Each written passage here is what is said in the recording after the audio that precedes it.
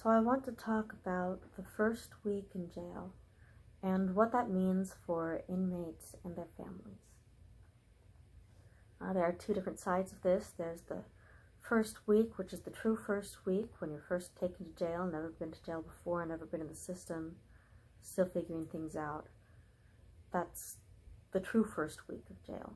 And then there's also the first week of jail after conviction, after you take the plea deal and you're sitting in county jail waiting to be moved to receiving and eventually to prison. Two entirely different struggles, and I'll probably go into detail about the contrast and the process in another video, but right now I'm going to focus more on our personal experience with it. So the true first week in jail came as a complete surprise to everybody. Eric didn't know what he was being charged with. He didn't even know he had been accused of anything. He was at work. He was working across the street from our house, and he didn't even see the cops pull up. Somebody had to point it out to him and say, hey, the cops are going to break down your door. So he was pointed out to him. He looked. He saw them across the street. He approached them and asked if they needed any help. And they had someone else take him aside and put him in cuffs. They wouldn't tell him anything. They waved a piece of paper at him, but he couldn't read the piece of paper. It's not like he could pick it up and, look at it, put on his reading glasses. He was in cuffs. He asked for his lawyer. No attempt to contact his lawyer was ever made. And that was it. They kept him in the dark. They kept him off to the side. And they tried talking about unrelated things like Tampa Bay winning the Super Bowl. And he had real questions about what was going on, and they just refused to tell him anything relating to his charges, any accusations against him, the search that they were doing. They ransacked the house, and eventually they just shoved him in the car and took him to jail.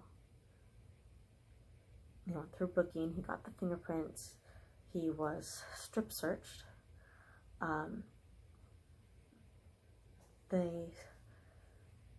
Everything they say about having to how do I put this, squat and cough and let them touch you, it's true. It is not a pleasant experience. Apparently the guards don't like it either.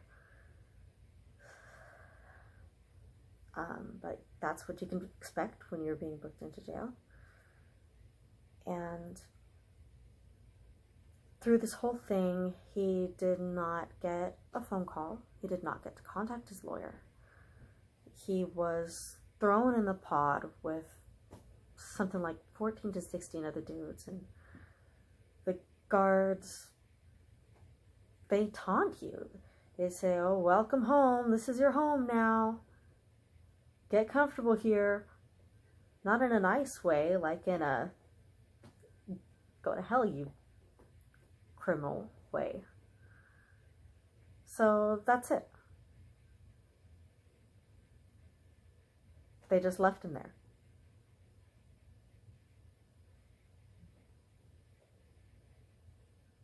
And they don't really supervise, or they didn't really supervise the inmates in the facility he was in. It was a LaFleur County jail. This is back in 2022. So it was basically, once you're in the pod, the inmates running it.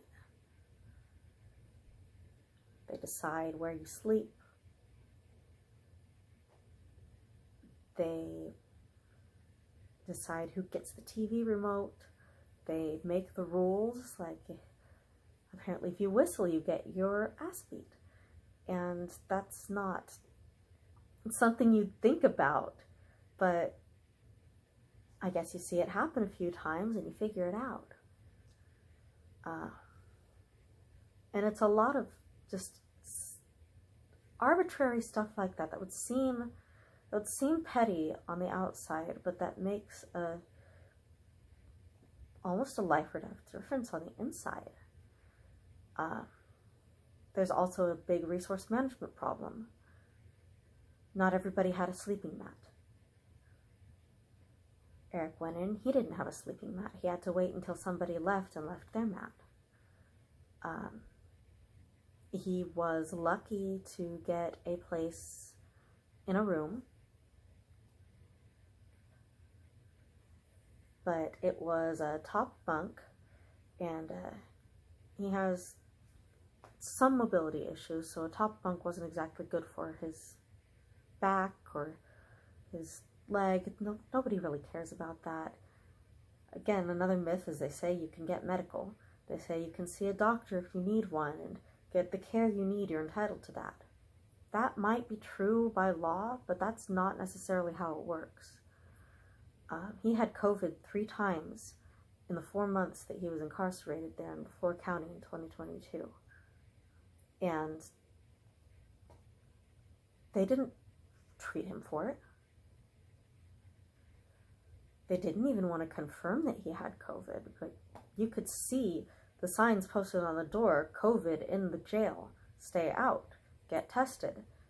They warned people on the outside, but again, the people on the inside, that kept them in the dark, and they just let them suffer. He got maybe an aspirin every once in a while, and he had to beg for that. And it was like that with everybody.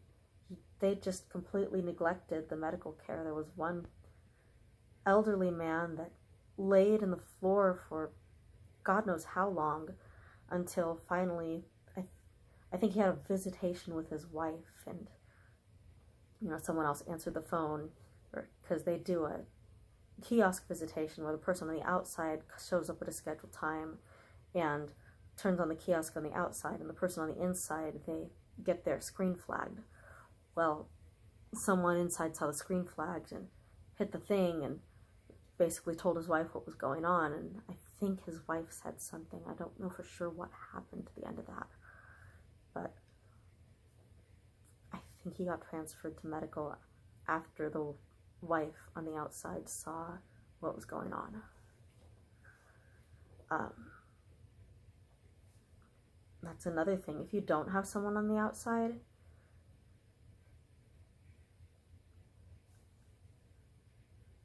you really don't have anyone, because my husband was not allowed to contact his lawyer. He was not able to go seek a lawyer for himself for his criminal charges. He wasn't even really informed of what his criminal charges were until I think several days later. He was not given that one phone call that everybody says you get. That's not something that happened. I don't think he even had phone access at first, because there were so many people in his pod that they couldn't get everybody logged into the system. At the time they were using Prodigy, and I don't know exactly what was going on maintenance-wise, but I know that there weren't enough access accounts to go around. Not just the first time, but a few times through his incarceration. And there were some people later on that just went without phones because they couldn't get into the system and nobody was being attentive to it to make sure they could. This might just be a small county thing. This might just be a LaFleur County thing. But that's what the experience was.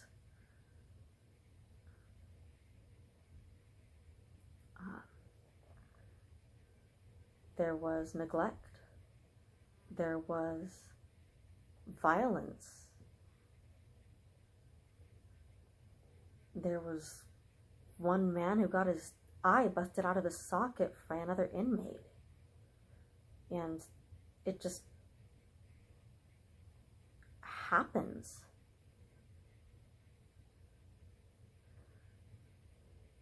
Granted, it doesn't happen without a reason most times, but that reason, like I said, the inmates run the place, so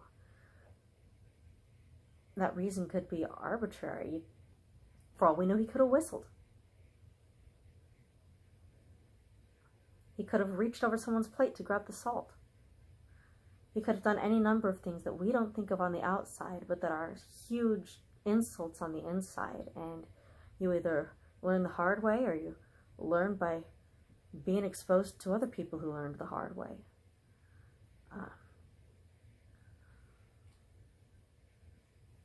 My husband was fortunate in the fact that he wasn't a victim of any of that kind of violence. He mostly kept to himself and didn't get into anything stupid, didn't get into debt.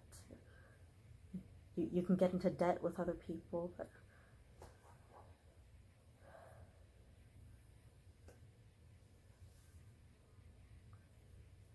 that's all stuff he stayed away from, and so he mostly was able to keep himself safe that way.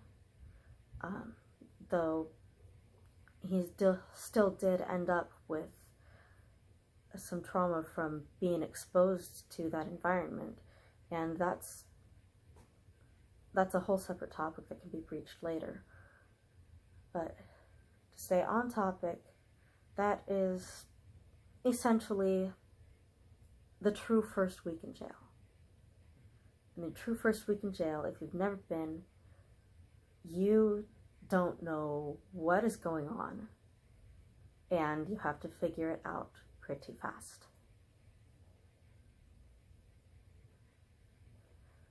So, that said, the first week in jail this week, first week after conviction, after the plea deal, it is similar but different. It's different in the sense that you know why you're there, and you have a pretty good sense of how things work. But jail is still jail. So you still have to avoid breaking arbitrary rules. You still have to survive with nothing but the grayness around you. One thing my husband always emphasizes is that it's just so overwhelmingly gray and concrete. It's just a very Spartan environment to begin with, where there's nothing soft, there's nowhere to rest, there's nothing to do. Much of the toll it takes on you is mental. If you follow the rules, you can avoid the violence, but it's very, very difficult to avoid the feelings of loneliness that creep in when you're cut off from not only friends and family and loved ones, but also just the basic humanity of the world. In LaFleur County, you don't see green things anymore when you go to jail.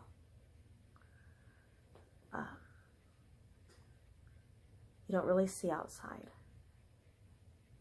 You get a chance to go outside every once in a while, but that outside is just another pod in the same building, but it doesn't have a roof. It has a grate over the roof.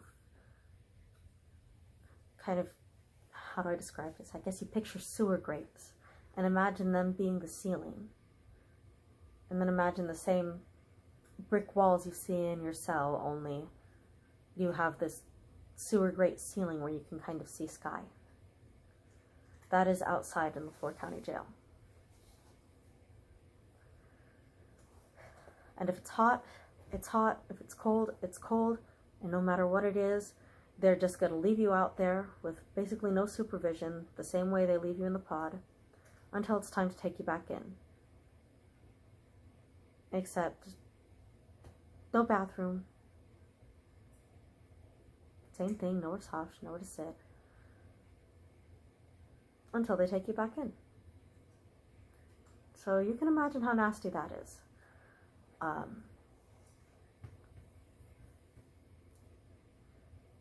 So going from essentially the real world, the outside world, to that, for the first week, even if you know what to expect, it's still a jarring transition.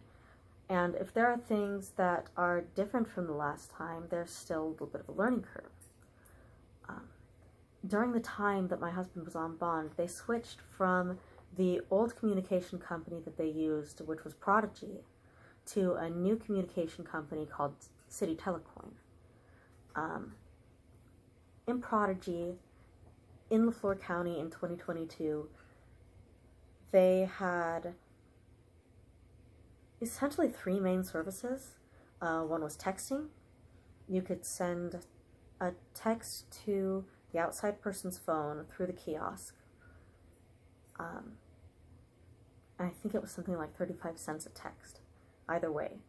And the texts were about as long as, I think it's about as long as a Twitter tweet. So it ate up pretty fast.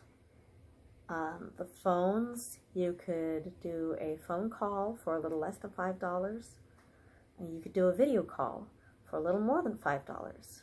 The quality on the video wasn't great, especially if you were not using the kiosk that the jail provided, where the outside person had to go there in person and use it. So if you were just doing it on your phone, it was going to be all pixelated. It was hard to hear. If you go in person and use the kiosk for the visitors at the jail, it was a little bit better. You did get one free one of those a week. I don't know if it's still like that now, because I live a few counties away and it would cost more in gas for me to go use the kiosk than it would for me to just call him on video phone. But I'm getting ahead of myself. So Prodigy lets you do a video call for about 15 to 20 minutes for a little more than $5. A phone call was a little less than $5. And text was, I think, like 35 cents a text. And if you were staying in contact with someone, just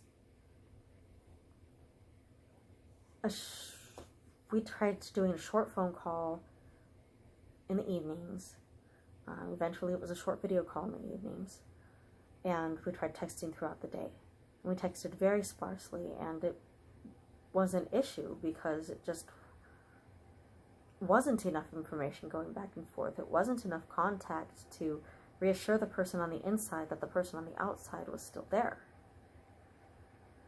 And that sort of thing messes with your mind when you're in, because that time spent not being reassured is time when the other inmates are jeering.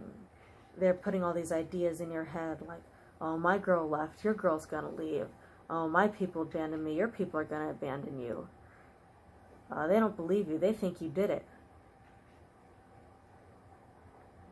And if you're in and you're looking around and you see these things happen to other people, you see people getting served with divorce papers in jail, or you see people getting into it with their wives or their baby mamas on the phone, you're gonna think about it. That's the reality you're surrounded by, and you've got to have something to break you out of that reality. And what do you have except $5 phone calls and text upon text? So under Prodigy, we were spending about $500 a month for very, very little communication.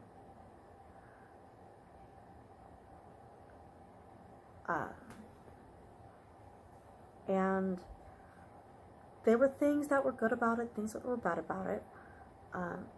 The video chat was a little less expensive That was okay. That was good. The text messages were sent directly to the outside person's phone, and they would get notifications for it, just like a normal text. That was good. Pretty much everything else about Prodigy sucked. Their commissary sucked.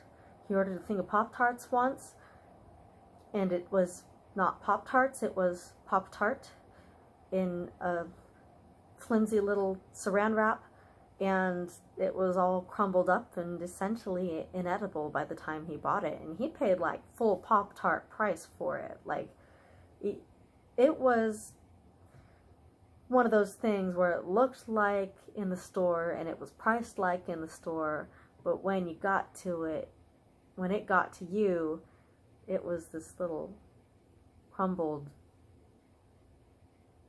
disappointment. And that was pretty much par for the course for commissary. They'd charge you out the ears for a little green pillow, a little plastic pillow. I don't have it with me right now, but I will probably edit this video later and show a picture of the pillow someday, at some point in my life.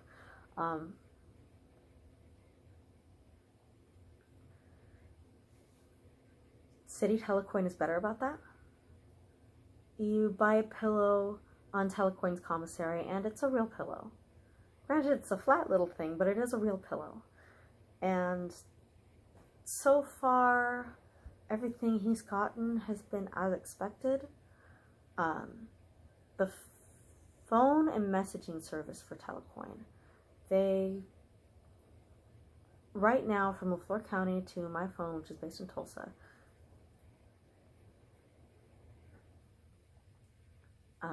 it is 21 cents a minute for a phone call and 50 cents a minute for a video call. If you time your phone calls, time your video calls, you can still get a decent amount of time to talk and keep in touch with each other. It is 50 cents for a text message. And the text message has no limit. You can send as much information as you want to or need to.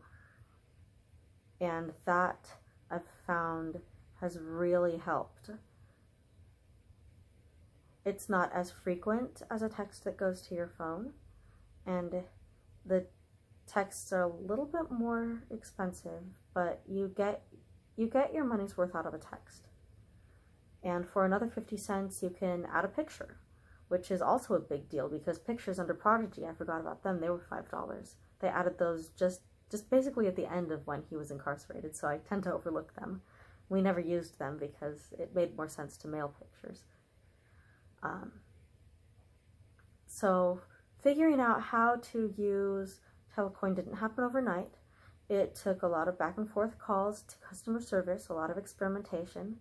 We sunk a lot of money into the phone this first week, trying to figure out how the new system worked, but I think we've started to come on to something that works for us. We'll see how it goes with the next week. Another thing that I'd like to touch on is mail. Mail is extremely important.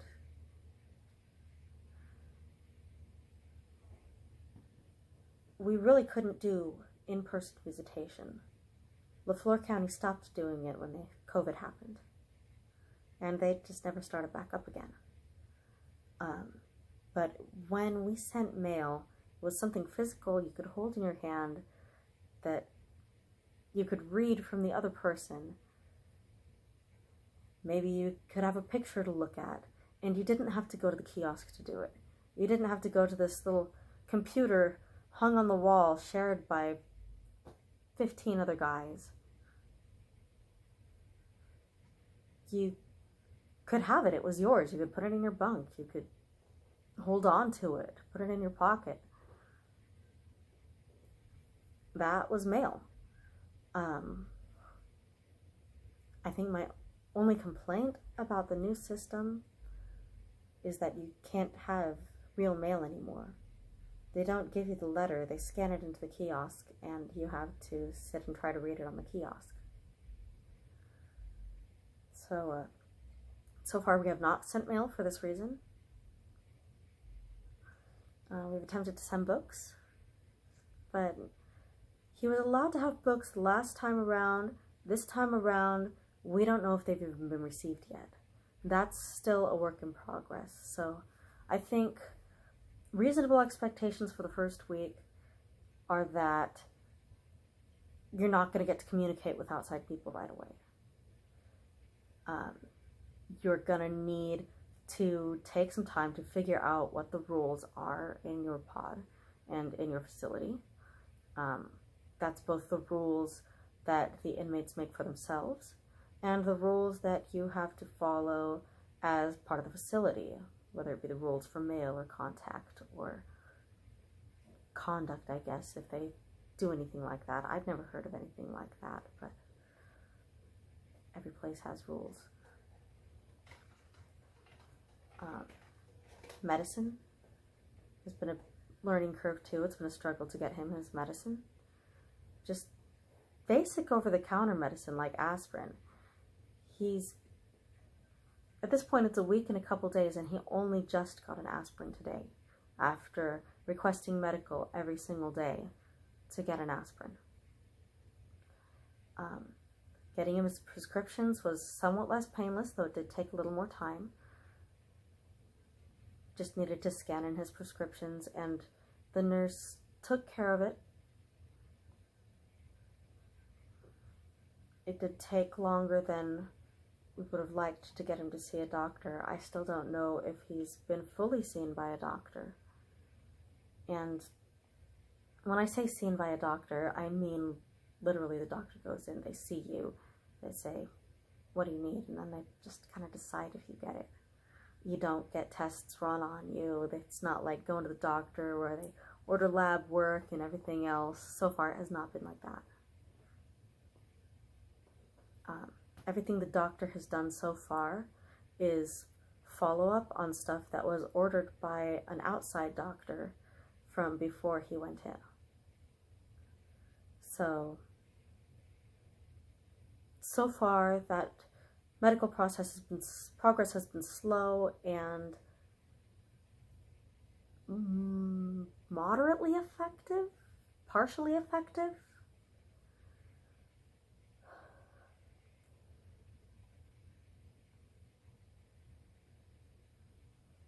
So that is the first week in jail.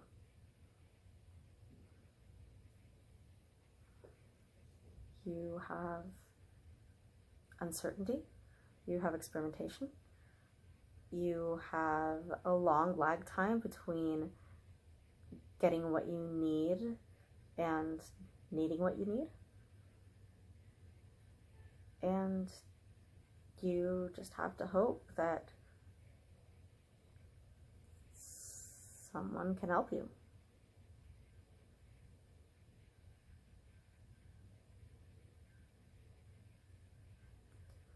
And if you are the person on the outside, you have to be that person that helps. It's up to you to follow up with the doctor. It's up to you to find your person a lawyer.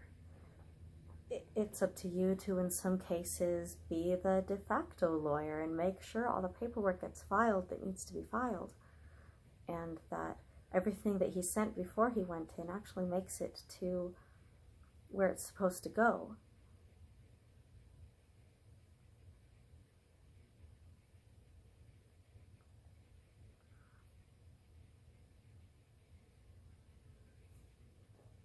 It is difficult.